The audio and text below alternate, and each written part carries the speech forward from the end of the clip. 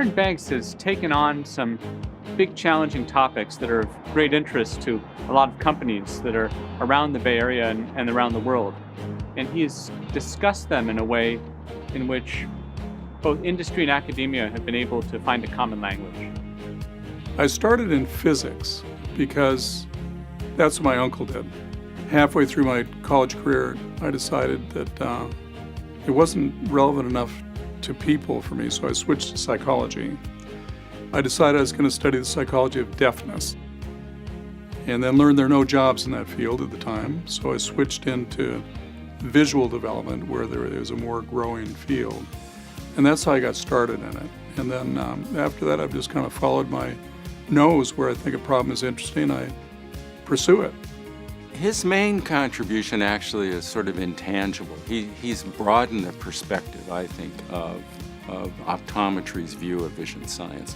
I think Marty's made significant contributions in a lot of areas. Infant visual development, sensory cue combination, how we combine vision and touch to understand our world, and more recently in 3D vision.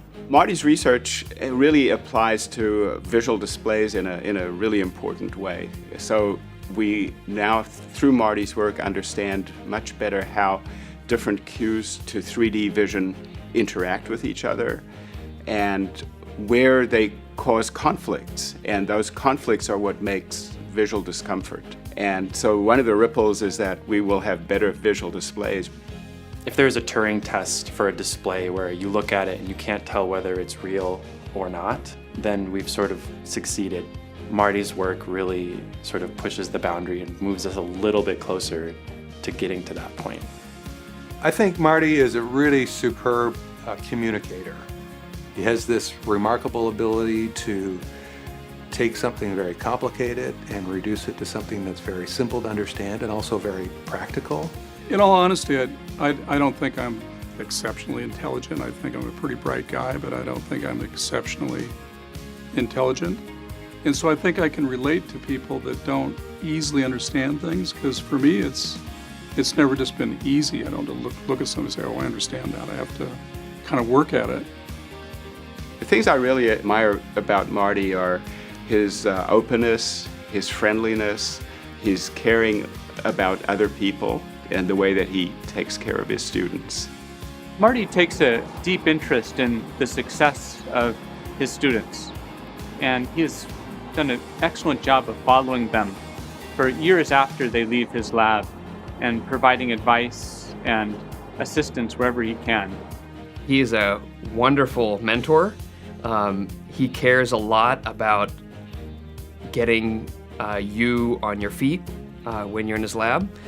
He cares a lot about making everyone that he works with successful. To me, Marty is more like a father than a supervisor.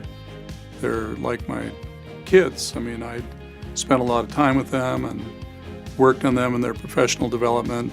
I have the adjacent office, and I think he spends 90% of his time mentoring. So if I had one word to describe Marty, it'd be influential. Convincing. Curious. Innovative. I would say adventurous. Dedicated. So one of the great things about Marty is just how vital his career still is. Many of his peers at this stage would be considering retirement. Not Marty.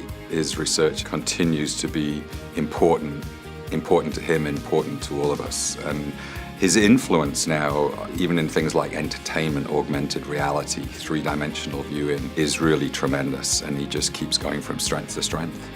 The impact of Marty's research will be felt far into the future in ways that we can't necessarily predict yet. Marty Banks is a world-class scientist, and I think he's a really superb colleague to have. Just an all-around good guy.